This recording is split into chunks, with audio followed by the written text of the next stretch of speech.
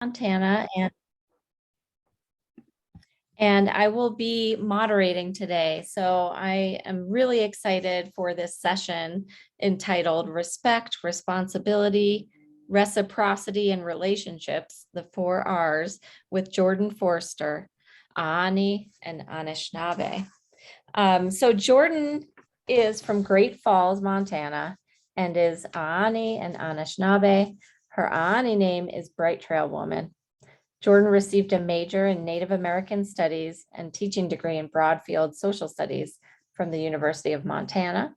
Currently, Jordann serves as an educator and Indian Education for All instructional coach in Great Falls Public Schools.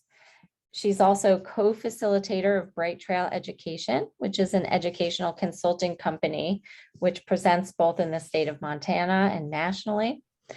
Jordann has been recognized as a Montana Indian Teacher of the Year, as well as the BSNF 2021 Teacher of the Year. She also received the Salute 2022 Salute to Women Award for her work in empowering women and fighting racism. Jordann believes that public education is vital to the growth and development of society.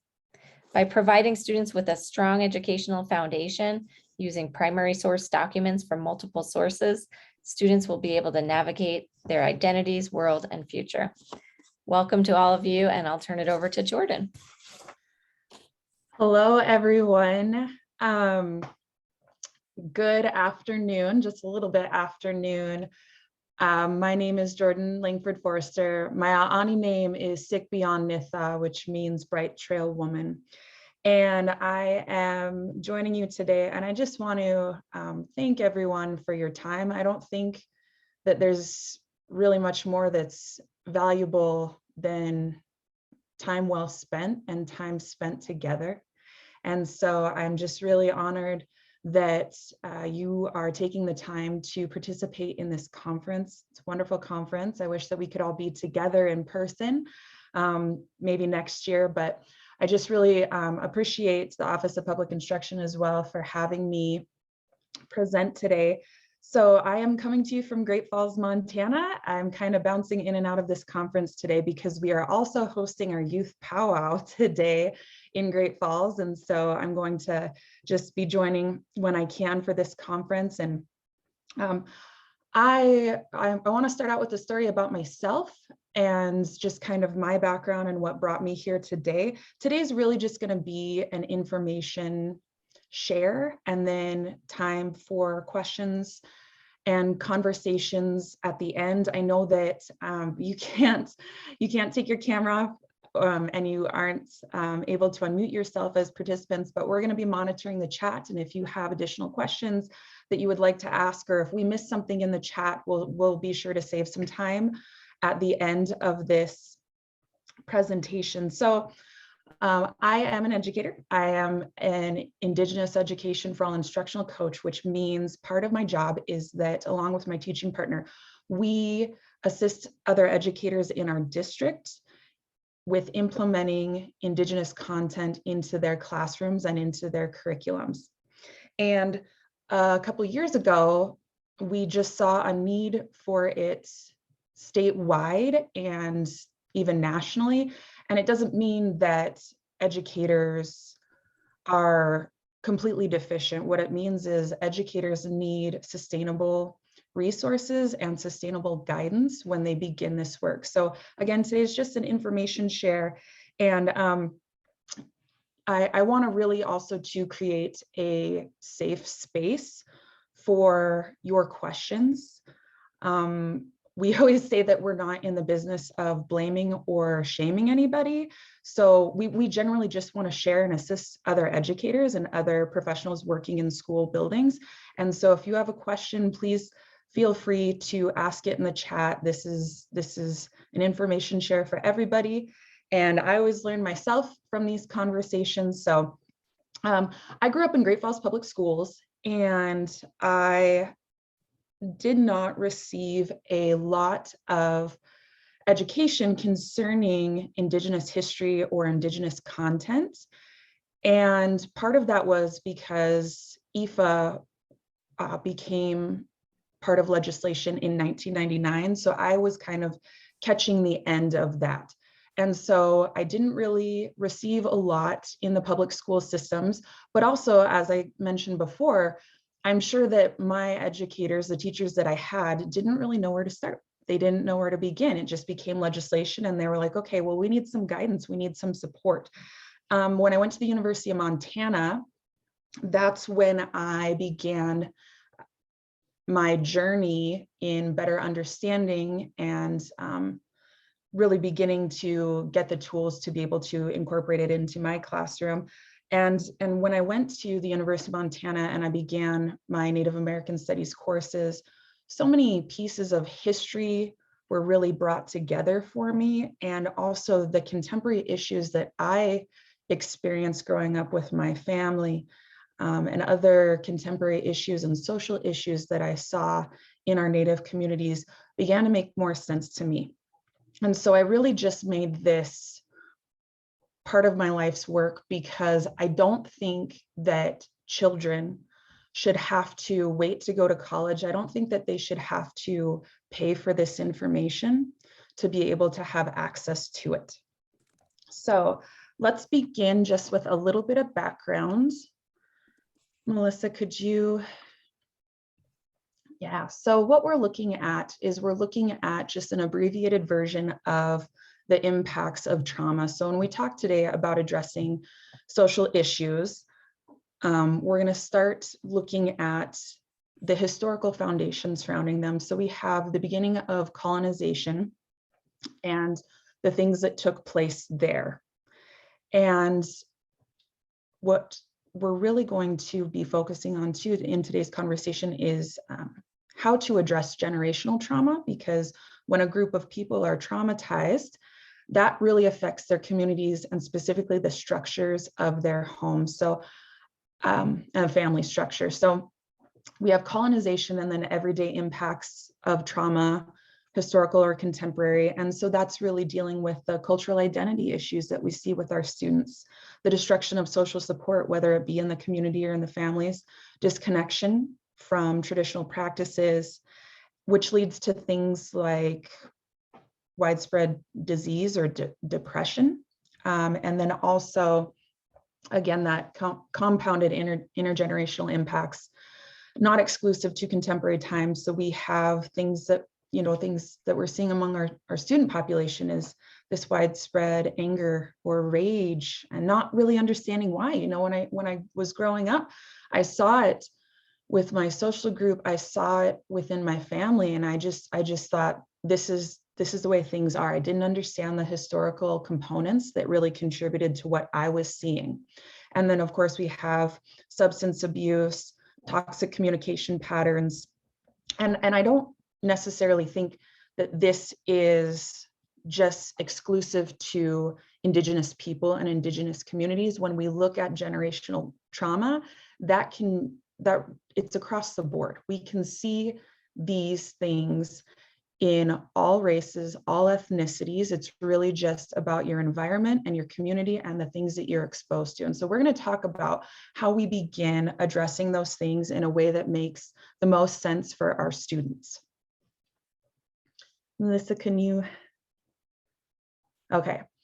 So what I'm showing you right now is a Google search that I did about 2 years ago. And this is part of a bigger exercise. And a bigger exercise that we do, but I just wanted to give you an example of the Google image search that I conducted. And all I did was I typed in Native Americans in that Google image search, and these were the first images that popped up. And so we really need to begin instilling and practicing, not only with our Native students, but with our non-Native students, the idea that all cultures have the ability to evolve and change over time. When we are exposed to images like this, or we expose our students to images like this, there's really the idea that American Indian people don't exist anymore, right? Because these were the first images that popped up when I did this Google search. And we've done it since then. And there's been an infusion of some pictures in color, but really not a lot. Most of them that are in color are actually paintings. And so if you were to Google image search Native Americans, being a Native person or a non-Native person, these are the things that you're exposed to, right? And so we really get this sense of historical identity, this group of people only existing in the past. And also, you know, if they do exist today, they have to look a certain way, right? So very common braids, living in teepees, long hair or feathers, or the wearing of regalia. And we need to begin infusing culture in a way that it's just existing all of the time. You don't have to be attending a powwow.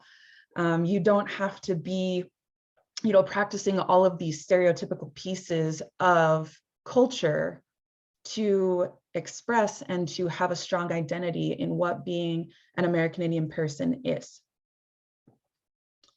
All right. The transcript's going at the bottom and it's kind of freaking me out. There's a lot. This lady talks a lot. So what you're seeing on your screen now, I'm going to ask you if you could respond in the chat. What do all of these images have in common? What do all of these images have in common?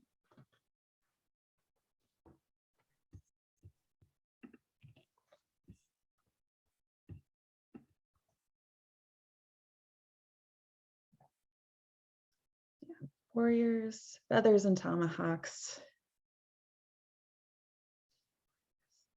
stereotypes, publicity, advertising, labeling. These are all great answers. Thank you for those that are responding. Very stereotypical. Absolutely. Absolutely.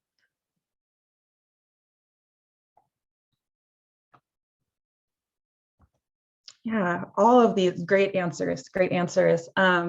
Yes, absolutely. So obviously, these stereotypes that we have been historically conditioned to look for and identify as aspects of culture. And what I would like to say about these images and what they all have in common is that they really are examples of someone else being in charge of Native representation, how Native people are represented in society. And again, this is not a time for blaming or shaming or embarrassing anyone. I have full disclosure. My husband, the person who I live with, is an Atlanta Braves fan. So if you subscribe to some of the teams, that doesn't make you inherently just a bad individual.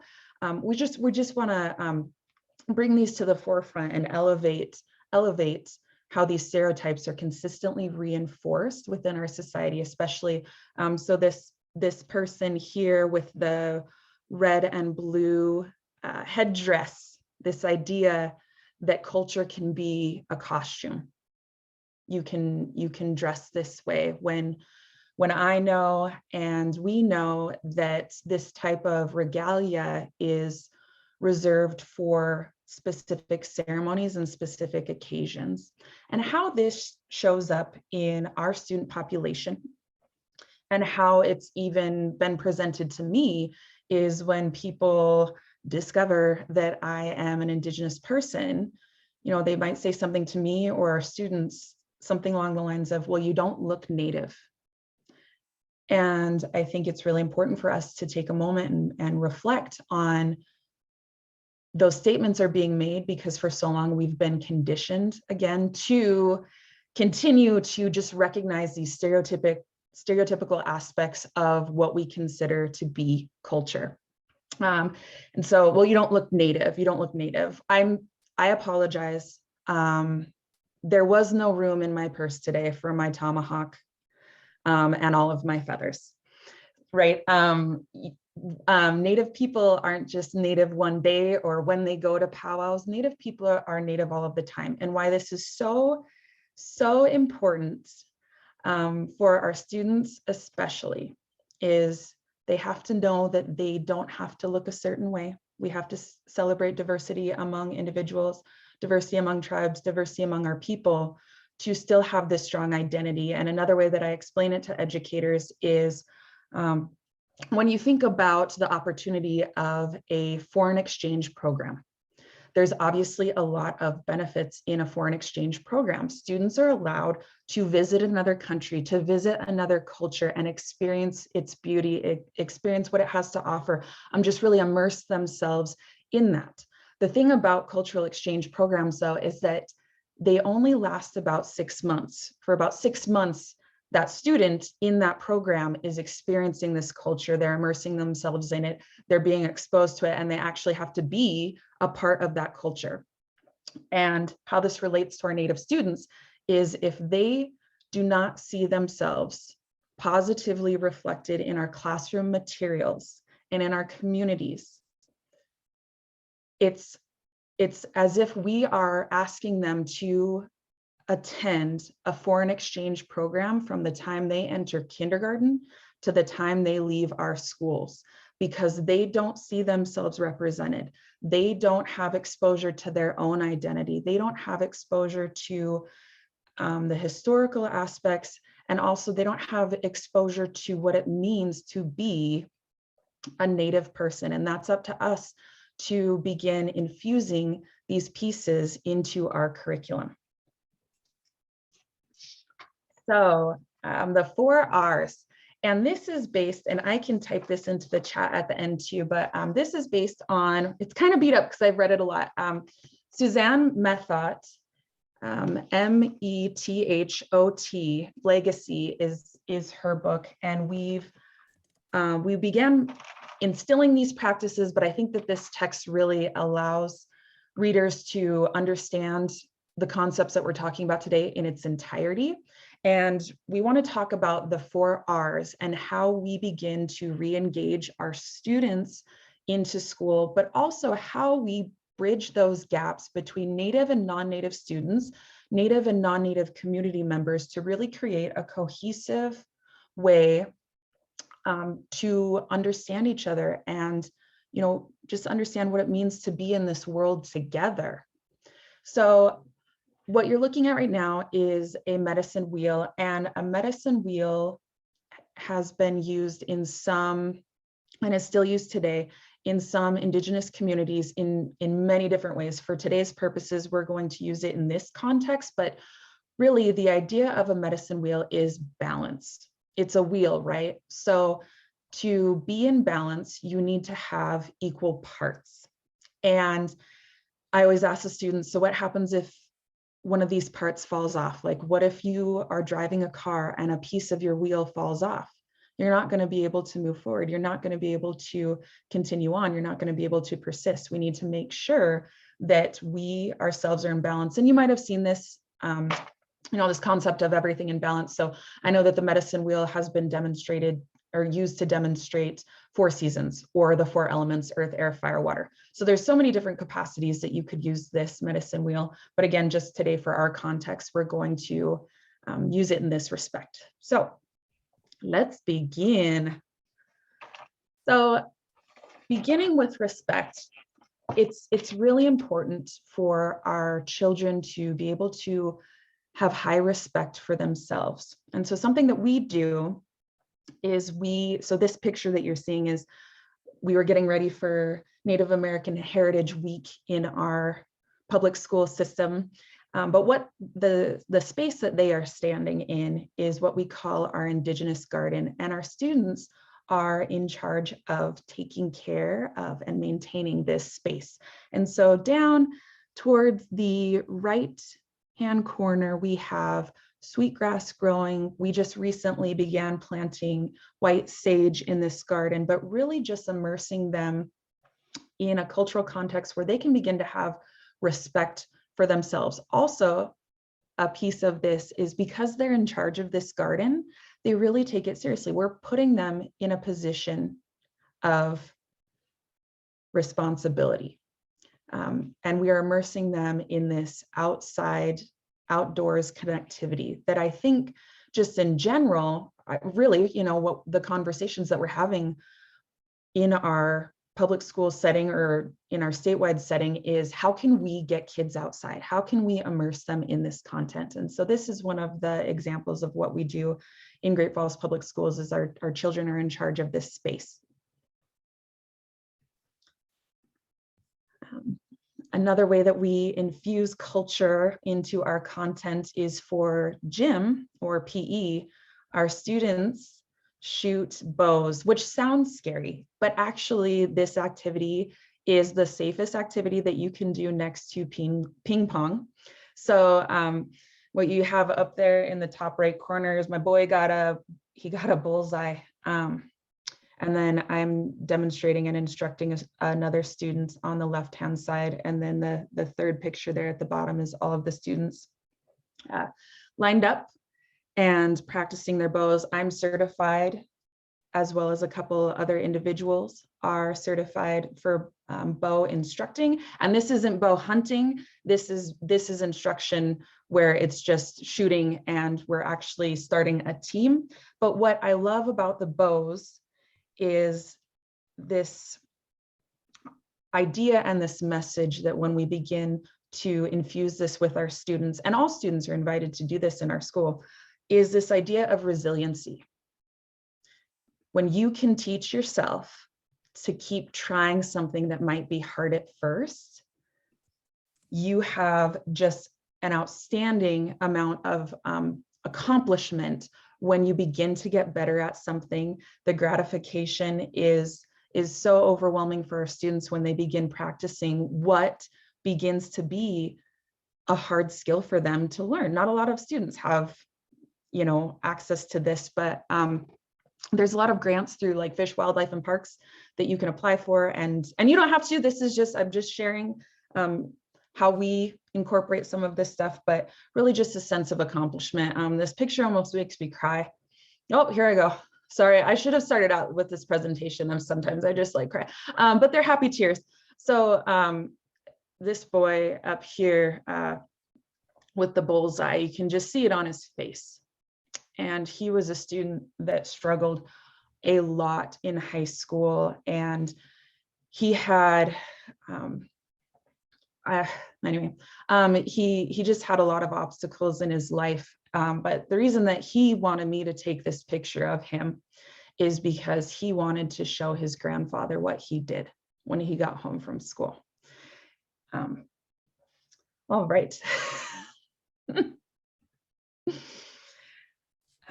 This is an example of a responsibility and a demonstration of responsibility. So something that we do in our school district is we have what we call the Strengthening Our Community Poster series. And students are nominated and voted on by staff members and educators in their building. And they get to, the recipients of those, we do 2 from each high school year. The recipients of those are put on this poster, so you can see Danny's name, her age, and then what tribes she is affiliated with. And then they also participate in an interview. And the interview is the verbiage that you see on the right hand side of the poster. And students are allowed to pick wherever it is they would like their photo taken, and also what school they are. But the reason that we do this is because I know that the state of Montana does a poster series called Making Montana Proud poster series. You might have seen it, and it's great. It's a wonderful idea. The individuals that are featured on those posters are a little bit older though. Most of them have graduated college. And so we adapted this idea because we wanted to begin to elicit change in our younger students, change and inspiration.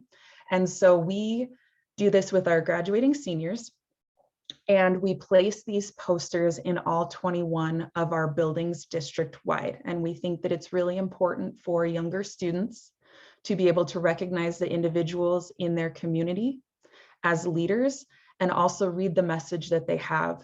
Danny says, I want younger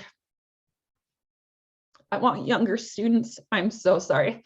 I want younger students to know that education is key for a successful future. Whatever you want to do, you should. Do not worry about what others have to say. And they take this seriously too, because we want to inspire younger students, but we also want to recognize the accomplishments and also the importance of our students that are doing so well. Something that we've talked about in our student listening sessions, something that they have a really hard time with, and that I had a really hard time with growing up too, is that Native people, whether it be through these stereotypes that we already explored, are often seen as members of a negative community. So whether it be, you know, the news, the paper, it's this story of American Indian people seemingly not doing well or not being successful. And we wanted to recognize and we wanted to demonstrate that there are so many members of our community, especially our youth, that are doing so well, and we are so proud of them. Reciprocity is another big piece of these 4 components, and how we incorporate that with our students is we have student-led groups that are in charge of different community service projects. Reciprocity, giving back, being a good community member. So what you're seeing on the screen is members of our student-led group called Intertribal Strong, and they made blankets, and they make blankets every year, and they're donating them to the Great Falls Rescue Mission. So they're giving back to their community. And historically, one of the best things that you could do for someone is give them a blanket, or usually a hide. And it's because you wanted to keep them warm. You wanted to take care of them. And so we do this every year with our students around Christmas time. They make, what you're seeing is those fleece blankets, they're tie blankets. They make them, and then we go and drop them off at the rescue mission. And when students under the age of 18 check into the rescue mission with their families, they are gifted a blanket. And that's something that they get to keep. That's something that they get to take with them.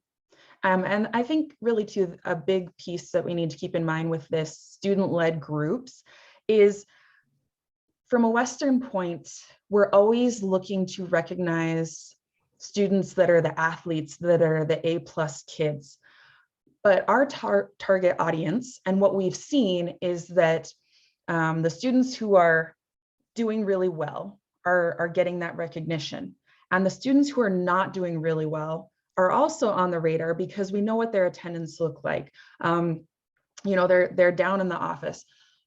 What we want to target is that middle ground of students, the wallflowers, if you will. We want to target those students who aren't necessarily athletic inclined, or aren't not straight A honor roll students. We want to open this up for all students to be a part of, because we want to recognize their gifts. Everyone has individual gifts that they have the ability to share with people. And so these student-led groups aren't groups that you have to apply for or that you have to be selected for. If a student wants to come and join our after-school group and make a blanket and give back to their community, we let them.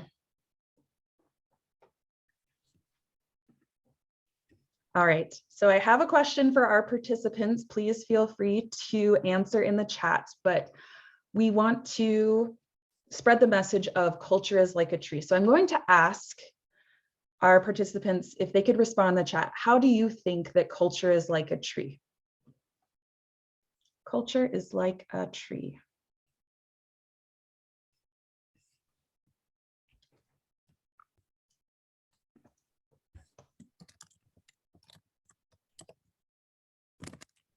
This is always the part of the presentation where all of the participants answer with far more poetic words that I probably have to share, but I appreciate, yep, great. Growing and changing, continues to grow. If this helps you out, historically, this has been referred to as culture is like an iceberg, and we've taken that and adapted that. New growth, deep roots.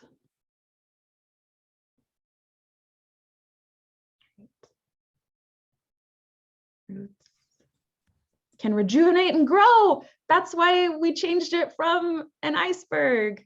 Excellent. Yes, far more poetic words probably than I have to share with you all, but I'm gonna give her a try.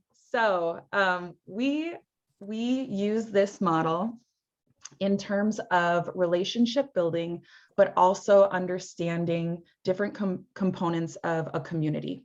So I don't want to brag, but also I made this tree. I want to be humble about it, but I made this tree by myself without any formal art training. Can you go to the next slide? Thank you. I made this too. Anyways, so we're going to start out with the leaves. Like, you look at leaves and you're like, oh, that's a tree. These are the most identifiable pieces of an individual. So this might be, leaves are the things that you notice if you're just passing someone maybe in the grocery store. So things like physical traits, appearance, the type of clothing that they're wearing, the things that you are just noticing about someone. It says age, and I'm actually really, really bad at that. I always say that, you know, if I ever was a witness in a crime and they asked me, well, how old was the person? If they had a beard, I would honestly say, well, they had a beard, so they had at least 57 years old. But what we mean by age is you can tell if someone's younger or older or bigger or smaller. So these are the most noticeable pieces of individuals or culture. And then underneath the leaves, we have the branches. So these are the things that it's probably going to take a conversation or two to get to know about someone or their culture. So favorite foods, humor, things about their members of their family, what type of language or dialect do they use, patterns of speech, maybe holidays that they celebrate. And then underneath the leaves and the branches, these aspects of culture is going to take some type of a relationship with this person. So family roles or family values, maybe some assumptions that this person might carry with them, religious practices, approaches to health and medicine, talents that they have. Again, this is going to be a relationship that you are going to have in order to be able to gather these pieces of their culture. And then finally, we have, and I saw a lot of this in the chat, the roots. So these are things that even though you might have a relationship with this person or this student for a very, very, very long time, these are things that you might see, and these are things that you might never see. So life experiences, worldview, thought patterns, adverse childhood experiences, those are those ACEs or types of trauma, maybe even ceremonies, things that you might see or things that you might never see. And the way that we use the culture tree is it's really important just to take a moment to reflect that you don't have to be a person of color to have culture. I think that's a huge misnomer, is that only people of color have culture, but everybody has culture. Everybody is walking into a space with all of these things. Some of them are more noticeable. I love the culture. Thank you. I should just lie. I should just start lying and saying that I have a third grade child and they drew this for me. But everybody walks into a space with all of these things. And it's important to recognize that we don't have to know everything about everyone, but it's important to notice or to acknowledge that everyone that comes through your door, if you're an educator, or if you're a school staff member, is carrying all of these things with them. And it's up to that relationship forming and that relationship building to get to know these things.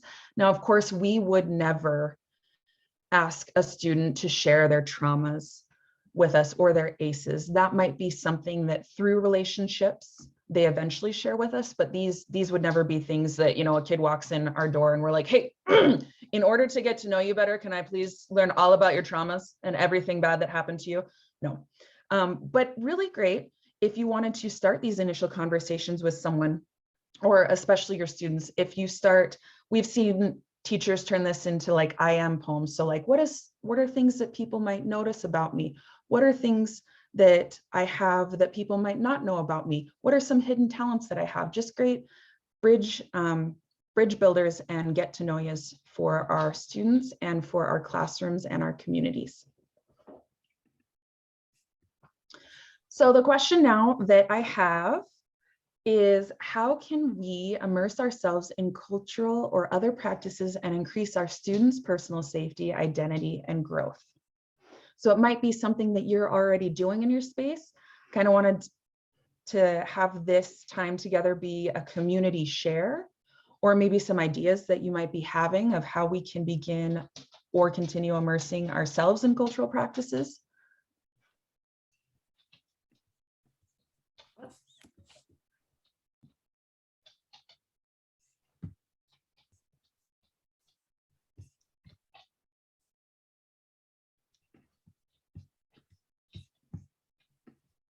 So Jordann, just while we're pausing, a couple of questions did come up. Folks wanted to know, are you able to share the slides? Is that something we will be sharing out? Or just the presentation? Mhm. Yeah, what I'll probably do is turn it into maybe a Word document, if that's okay, just because we have students' faces on there. Gotcha. Okay. Okay, thank you. And then we will share the recordings. And then someone else asked if you could share, are those posters that you mentioned available? Could other schools maybe access those to use? Oh, absolutely, Yeah. absolutely. And actually, and I know that Polson does something similar too with their student population as well. And just sharing this narrative of American Indian people are here, they are strong, they are successful. Absolutely. And I will tell you that once you get the template down, they're pretty easy to make. Thank you. All right. Yep, all about me, art and poems with the adjectives. Absolutely. Give the opportunities to express themselves. That's great.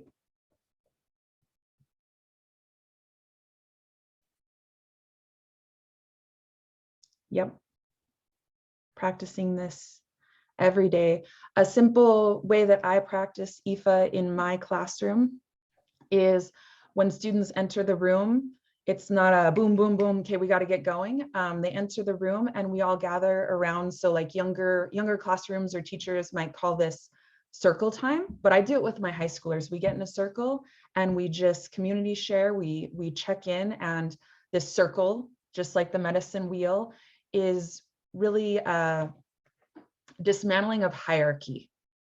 Not a who's sitting in front of the room, who's raising their hands, just all sitting in a circle and being on the same playing field and getting together in our community. Great. All excellent.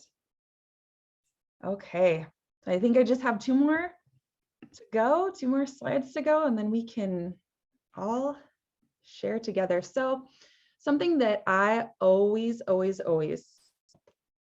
offer as a starting place or a continuing place for educators is those essential understandings. So what you're seeing right now is the essential understandings, a summary of the essential understandings, and then just some ideas of maybe some things that you might want to take back to your classrooms, or if you just want to continue your own learning, things that you might want to begin to research. So we have, for instance, essential understanding 1, diversity among tribes. Great ways to begin incorporating that in your classrooms is tribes are different based on their location, access to resources, and their historical experiences. So how would we incorporate that into our classrooms?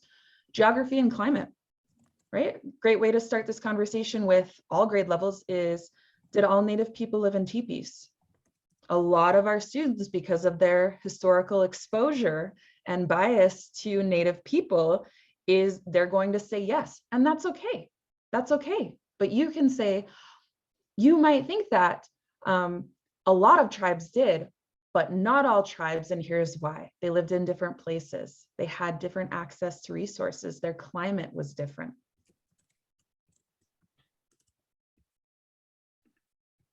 All right, and then something too that would probably be helpful if you're interested in these 4 R's is to remember this is how we infuse these 4 things in some ways in our community. All communities are different. So what I would suggest is creating a chart, maybe like this, and sitting down with the people who are beginning this work or continuing this work and begin really mapping it out.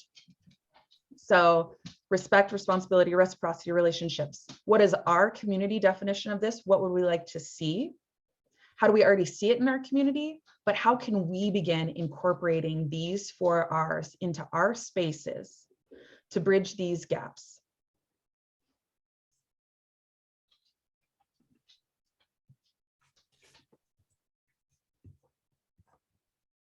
Was that the last slide, Jordann? That was the last one. All right. If I could share one more thing before we start, before we open it up for questions, is I want to just share this tree.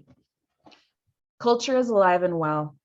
When I think of culture, I think of trees. Culture is like a tree because there are parts you see and parts that are less visible.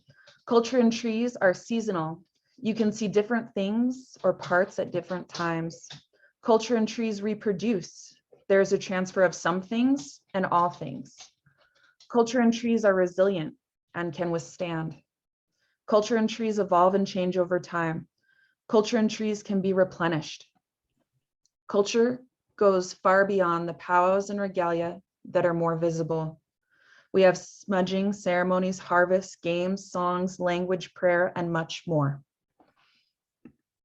And that's what we're trying to infuse with our students, Native and non-Native, with these 4 R's. Thank you so much, Jordann. There's a lot of appreciation in the chat, just people thanking you for your wonderful information and, you know, your passion and your heart behind all the work that you do. It shows, and we appreciate you sharing. I do need to mention one thing. I say that and then I'll be like, oh, and another thing, but this is really important. We have a very exciting time happening in our school systems, and it happens every spring, and that is called graduation. And so what I just wanted to share with you, this is my eagle feather. Upon completing graduation, our American Indian students, the requirements for graduation are gifted an eagle feather. We have an eagle feather ceremony for them. You'll hear the keynote Dugan Coburn talk about that a little bit more tomorrow, but this is my eagle feather that I got from C.M. Russell High School. So it's beaded in our school colors. The thing that's different about my eagle feather than the students that we have today is that my eagle feather is draped right here with beads. The students that we have graduating now, their eagle feather has a pin on the end of it, because now our graduating high school American Indian students are allowed, I hate saying allowed, to wear their feather on their graduation cap. When I graduated C.M. Russell High School in 2006, these things and things like beading of your motorboard were considered a decoration. These things are not a decoration. They are an accolade, they are an accomplishment. And how I explain that to people because it comes up every year. So this became a Montana law in 2017 that American Indian students are allowed to wear eagle feathers and wear traditional regalia. And students and teachers and community members are like, well, why? And this is how I explain it. Does everyone get to wear an honor stole at graduation? No. An honor stole is reserved for a specific group that achieved a certain accomplishment. No different than a letterman's jacket.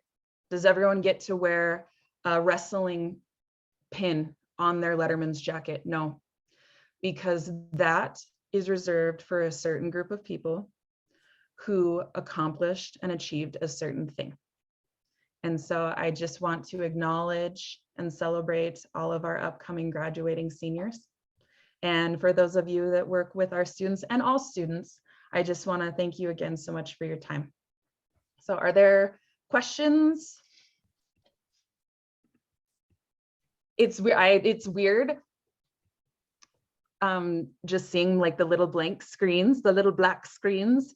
I hope that everyone's smiling though and enjoying their time. So we did have somebody ask if we could just share the slides again. So I'm just going to go ahead and do that real quick. Smiles. I got a smile emoji in the chat. Thank you. That's great. So we do have to wrap things up here, but I wanted to Okay. put my head in. And Amy, so cool to see you here from Massachusetts. We've got quite an amazing crowd here today. And I was just, as I jumped back on, I was scanning through some of the chat, and really awesome things going on. So yes, Jordann receives an advocacy award today. So please make sure to attend the award ceremony. That's all I wanted to butt in and say, but we do have to end this session, and we're going to be moving on to our next session. Thank you, Jordann. Thank you all so much for your time. Thank you. Thank you. Thank you.